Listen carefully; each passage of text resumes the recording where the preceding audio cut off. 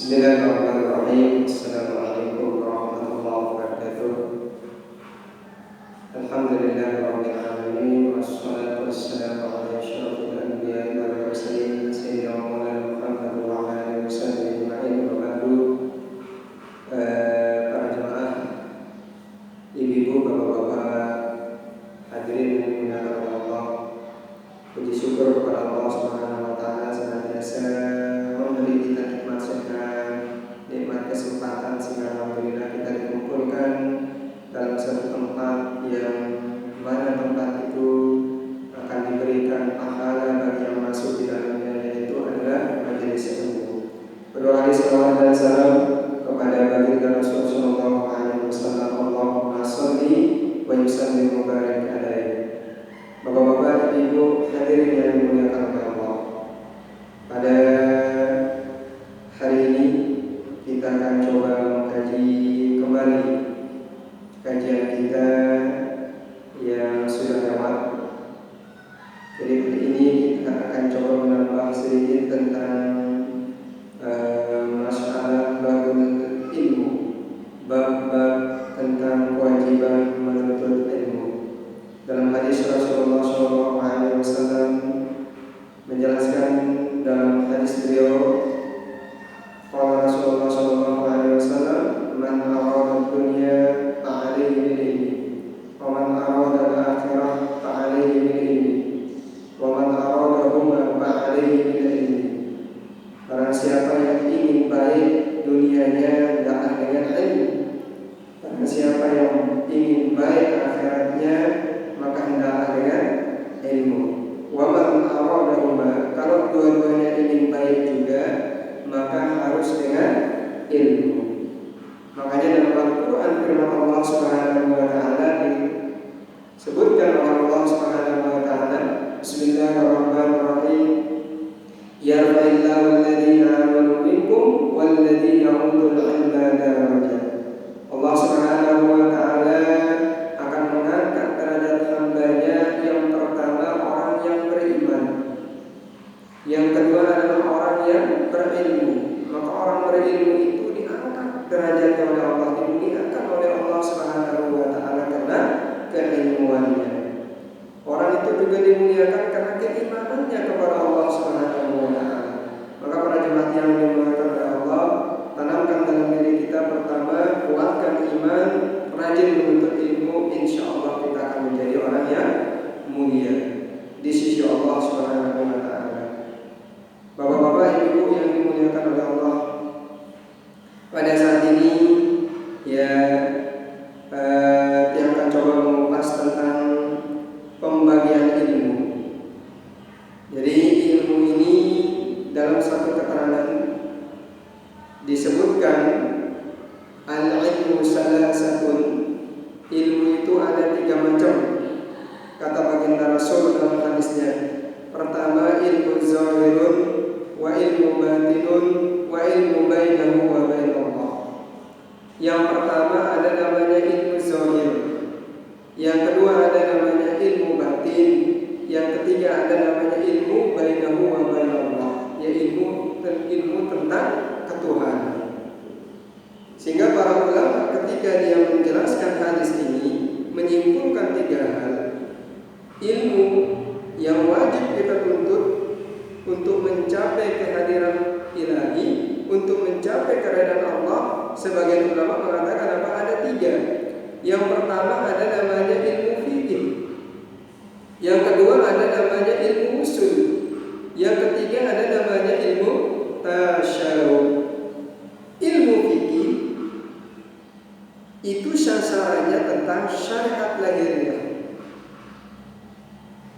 Seperti apa? Seperti cara kita sholat, rukunnya, arkannya, syarat sahnya, yang membatalkannya, sunat-sunatnya, itu dibicarakan dalam ilmu fikih. Kemudian, makanya yang kedua adalah ilmu usul. Ilmu usul ini adalah ilmu yang sasarannya tentang masalah etika. Oke, orang paham dengan rukun salat, orang paham dengan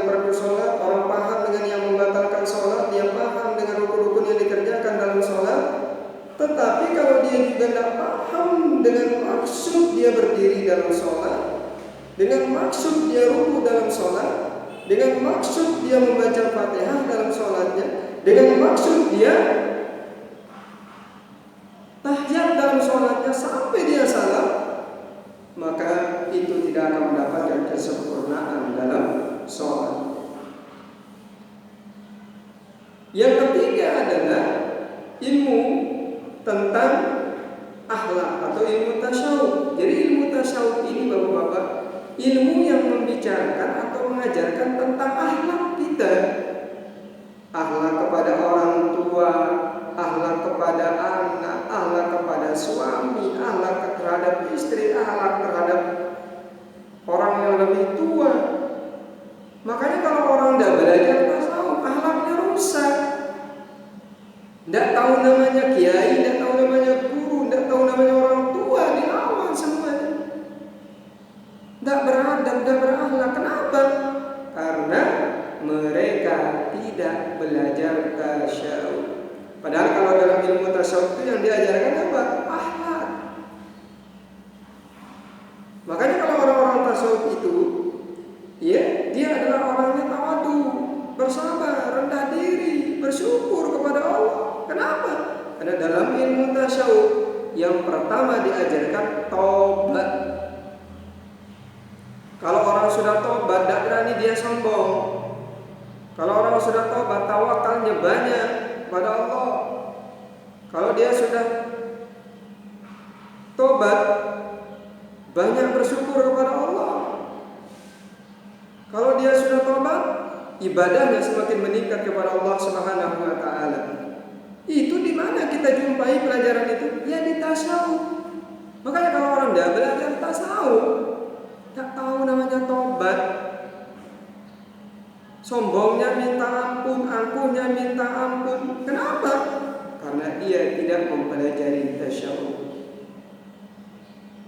Itu. Makanya 3 ilmu ini, kata para ulama, harus dituntut kalau kita ingin mendapatkan ridhanya Allah Subhanahu wa taala. Ilmu fikih sasarannya adalah tentang syariat lahiriah. Maksud syariat lahiriah itu cara kita beribadah. Makanya kalau orang tidak belajar fikih, tidak tahu cara ibadah, tidak tahu cara berwudu, tidak tahu cara beristinja, tidak tahu cara bermuamalah, karena semua itu di fikih. Orang kalau sudah belajar ilmu usul, tidak tahu apa yang akan dietikatkan dalam ibadahnya. Orang kalau tidak belajar tasawuf, akhlaknya kurang baik. Makanya yang 3 ini penyempurna untuk kita menuju kepada Allah Subhanahu wa taala. Tidak bisa Anda hanya belajar fikih saja kalau tidak belajar usul. Tidak bisa Anda hanya belajar usul tapi tasawufnya tidak ada. Maka yang 3 ini menjadi satu kesatuan ketika kita beribadah kepada Allah Subhanahu wa taala. Satu contoh, mana maksudnya menjadi satu kesatuan? Saat kita takbiratul ihram saja, ini contoh kecil. Saat kita mengatakan Allahu Akbar, tangan kita terangkat dua-duanya. Mana usulnya? Usulnya adalah bagaimana cara kita mengangkat tangan menurut para ulama yang sesuai dengan syariat Nabi. Itu tasawufnya. Kalau usulnya mana? Bagaimana tekad hati kita ketika kita mengatakan Allahu Akbar? Fikihnya mana? Ucapan kita yang membacanya dengan syarat yang sudah ditentukan oleh para ulama, yaitu 8 syarat. Jaga hurufnya, jaga tajwidnya, jaga muamalahnya dan yang lain-lain. Inilah yang penting. Makanya fikih itu tempatnya di dunia, usul itu tempatnya di alam kubur, tasawuf itu tempatnya di alam akhirat. Kalau orang hanya belajar fikih tapi tidak belajar usul, bahaya dia dalam kuburnya. Orang kalau hanya belajar fikih, belajar usul di akhirat, bahaya juga. Karena tasawuf itu membersihkan orang dari dosa-dosa. Bagaimana dia mau bersih dari dosa kalau sifat sombongnya tidak bisa hilang? Bagaimana dia mau hilang? Bagaimana dosa itu mau hilang dalam dirinya? Kalau dalam dirinya ilmunya masih ada sifat dengki, sombong, ujub, takabur, riya, sum'ah, tak bisa dekat dengan Allah. Orang yang dekat dengan Allah adalah orang yang jauh dari sifat sombong, jauh dari sifat kikir, jauh dari sifat riya, jauh dari sifat dengki. Insya Allah kita bisa dekat dengan Allah Subhanahu wa Ta'ala. Bapak-bapak, ibu yang dimuliakan oleh Allah, makanya 3 ilmu ini sangat penting dalam kehidupan kita, apalagi saat kita beribadah kepada Allah Subhanahu wa Ta'ala. Dalam sebuah hadis Nabi menjelaskan tentang ilmu. Apa kata baginda Rasul dalam hadisnya? Kun aliman. Jadikan dirimu orang yang alim. Mana maksudnya orang yang alim? Orang yang bisa memberikan petuah kepada manusia. Orang yang bisa mengajarkan, mendidik manusia tentang ilmu, itu namanya kun aliman, orang alim. Au muta'alliman, kalau kita tidak mampu menjadi orang yang alim, maka jadikan diri kita orang yang tekun mencari ilmu. Au sami'an, yang ketiga, kalau kita tidak mampu pergi sami, dengarkan ilmu itu yang diajarkan oleh para ulama, kiai, ustaz. Au muhibban, yang keempat, kalau kita tidak bisa mendengar, cintai orang yang mengajar ilmu, cintai ilmu, cintai orang yang mengajarkan ilmu, insya Allah. Fala takun khamisan, tapi ingat para jamaah yang dimuliakan Allah, jangan menjadi orang yang nomor 5. Patahlah, maka kita akan hancur. Mana yang orang yang nomor 5? Tidak pandai memberikan, mendidik orang, tidak pandai mengajarkan ilmu kepada orang lain, tidak pernah menuntut ilmu, tidak mau mendengarkan ilmu, dan tidak cinta kepada ilmu dan orang yang mengajarkan ilmu.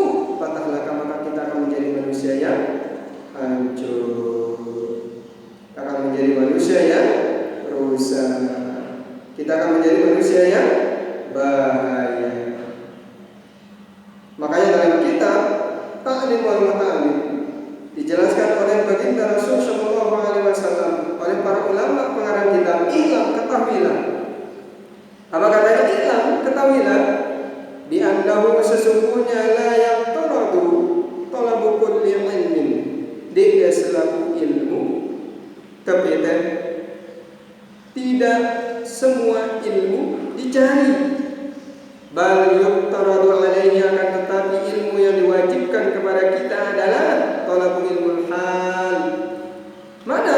Ilmu hal, yaitu ilmu yang menyangkut pengetahuan kita tentang beribadah kepada Allah.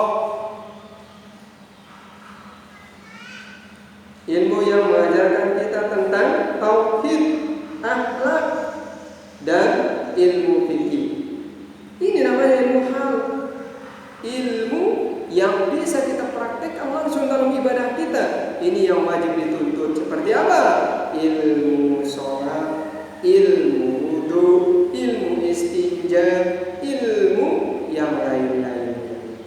Kama yuqalu, sebagian dikatakan oleh sebagian ulama, afdalul ilmi ilmul hal, ilmu yang paling afdal itu adalah ilmul hal. Fa afdalul amal hifzul hal, dan amal yang paling utama adalah menjaga perilaku, menjaga akhlak, menjaga perilaku. Ini ilmu yang paling utama.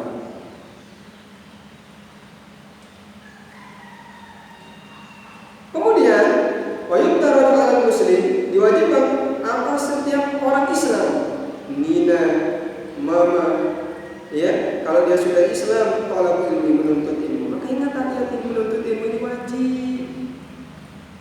Yang namanya wajib, kalau ditinggalkan berdosa, kalau dikerjakan tidak apa-apa. Sementara para ulama mengatakan, bahkan Nabi juga mengatakan, ilmu, menuntut ilmu adalah wajib, tidak sunat. Ma yaqaulahu fi halihi, mana ilmu yang wajib dituntut? Ilmu yang wajib dituntut itu ma yaqaulahu fi halihi, yaitu ilmu yang berhubungan dengan kewajiban sehari. Mana ilmu sembahyang wajib dicari. Kalau sholat, tahu rukun sholat, tahu yang membatalkan, tahu syarat sah, tahu syarat wajib, tahu yang sunat. Ini namanya ilmu hal. Ilmu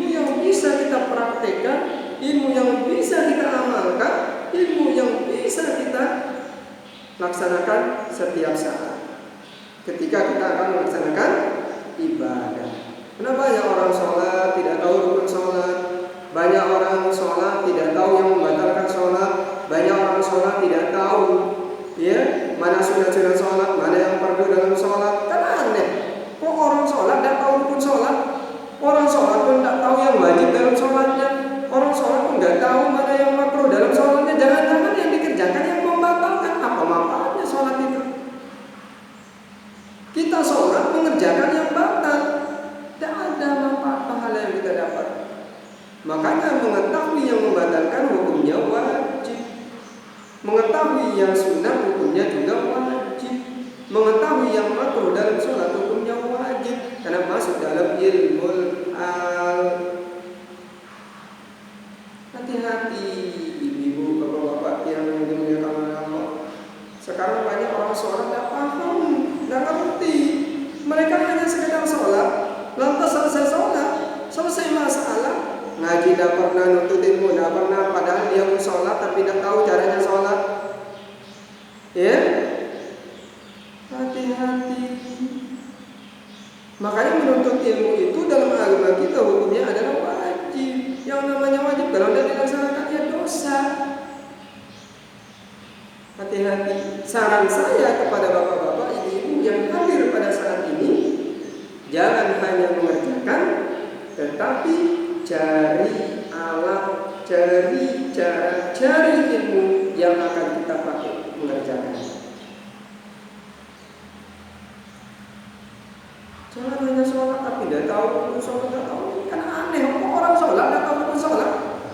Orang sholat itu tidak tahu yang wajib dalam sholatnya. Orang sholat itu tidak tahu yang membatalkan dalam sholatnya. Jangan-jangan yang batal dikerjakan, kan bahaya. Bahkan para ulama mengatakan, para ulama mengatakan apa? Kalau sholat harus tahu mana yang namanya sholat. Kalau sholat harus tahu mana yang af'al sholat atau pekerjaan sholat. Kalau sholat harus tahu mana yang dipakai mengantarkan sholatnya kepada Allah. Jangan hanya sholat. Ya, kalau kita hanya sholat, apa bedanya sholat kita dengan anak TK? Anak TK bisa dia sholat, bacaannya sama, bahkan lebih fasih lagi anak TK dengan kita. Kenapa? Karena anak TK diajarkan oleh gurunya setiap saat, setiap 1 kali seminggu. Prakteknya langsung diajarkan, bacaannya seperti ini, panjangnya begini, yang ini tidak boleh dipanjangkan bacaannya, diajarkan. Bahkan kalau ditandingi sholat kita yang tua dengan sholat kita yang anak-anak SMP kita, lebih bagus bacaan anak-anak SMP kita kadang-kadang. Lebih bagus caranya rukuk sujud anak-anak SMP kita. Ya, maka yang menjadi ukurannya, yang menjadi takarannya adalah apakah dia paham dalam af'alnya, apakah dia menggunakan ilmu atau tidak. Itu yang paling penting. Coba lihat anak TK, anak SD, anak PAUD, anak SMA, anak kuliah, bahkan sampai orang tua pun kalau rukuk sama rukuknya. Apakah ada cara orang rukuk yang beda? Tidak ada, sama. Rukuk ya seperti itu. Sujud ya meletakkan dahi di tanah, sama rukuknya. Tahiyatnya juga. Tetapi yang membedakan nilai dari hadapan Allah adalah ilmu kita.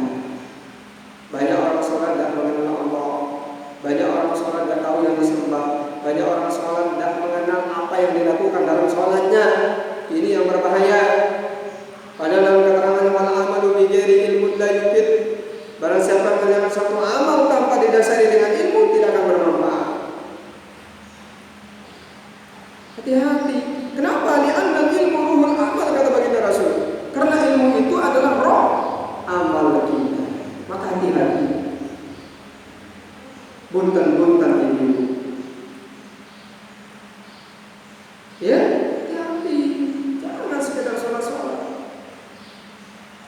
Ya, harus tahu ilmunya. Kalau ibu berwudu, tahu ilmu wudu. Kalau istinja, tahu ilmu istinja. Itu namanya ilmu hal. Sehingga basuh telinga dikatakan wajib, basuh hidung dikatakan wajib, basuh mulut dikatakan wajib karena tidak pernah ngaji. Tapi kalau orang yang ngaji tahu dia, oh ketika air itu banyak semua yang dibasuh. Tapi ketika air itu terbatas dia tahu mana yang wajib dibasuh. Kenapa? Dia tahu mana rukun wudu, dia tahu mana sunat wudu, dia tahu mana yang membatalkan wudu. Sehingga ibadah yang terarah kepada Allah Subhanahu wa ta'ala.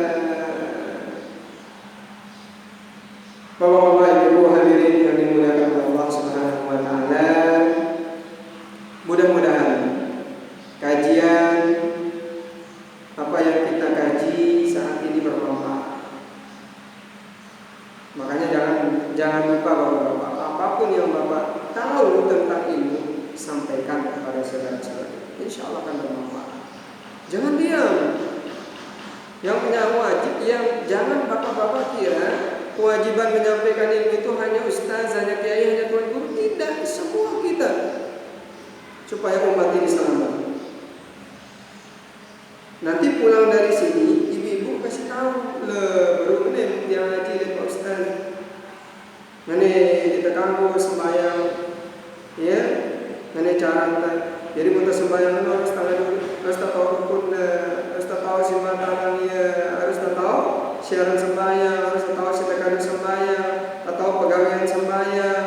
Nuri Pak Ustaz, kasih tahu dia.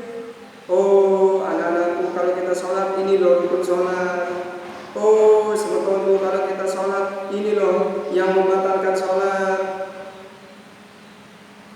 Jadi bermanfaatlah kajian kita, bermanfaatlah tuntutan kita. Jadi sehingga pahala kita tanpa kita sadari mengalir seterusnya kepada orang yang kita kasih tahu. Jadi kalau bapak-bapak pulang dari sini jangan diam. Beritahu ilmu yang bapak tuntut, sampaikan kepada saudara, anak-anak ibu, teman-teman ibu, ya, balighu anni walau ayat. Sampaikan ilmu itu walaupun satu ayat akan memberikan kita tambahan pahala. Bapak-bapak, ibu-ibu hadirin dan dimuliakan oleh Allah, ilmu ini sangat penting. Oleh sebab itu jangan pernah bosan menuntut ilmu, jangan pernah meremehkan tentang ilmu. Terus tuntut ilmu itu sampai kita menghadap kepada Allah Subhanahu wa ta'ala. Di sanalah akhir dari tuntutan ilmu itu sendiri. Tidak ada kata saya sudah bisa, tidak ada kata saya sudah pandai, tidak ada kata saya bosan menuntut ilmu. Saat kita mengatakan ucapan itu, maka saat itu pun kebodohan akan datang kepada diri kita semua. Mudah-mudahan kajian kita pada saat ini bermanfaat. Mudah-mudahan ada barokahnya, baik untuk saya yang menyampaikan, untuk ibu-ibu yang hadir pada pagi hari ini, ya, untuk teman-teman yang mendengarkan kajian, sampaikan semuanya kepada saudara-saudara kita, insya Allah akan bermanfaat untuk mereka. Mudah-mudahan kajian ini membuka jalan bagi kita untuk dekat kepada Allah Subhanahu wa ta'ala, sehingga semakin membuat kita menjadi hamba yang derajat dinaikkan oleh Allah. Adanallahu wa iyyakum min as-sabil man Allah muwaffiq ila aqwamit thariq.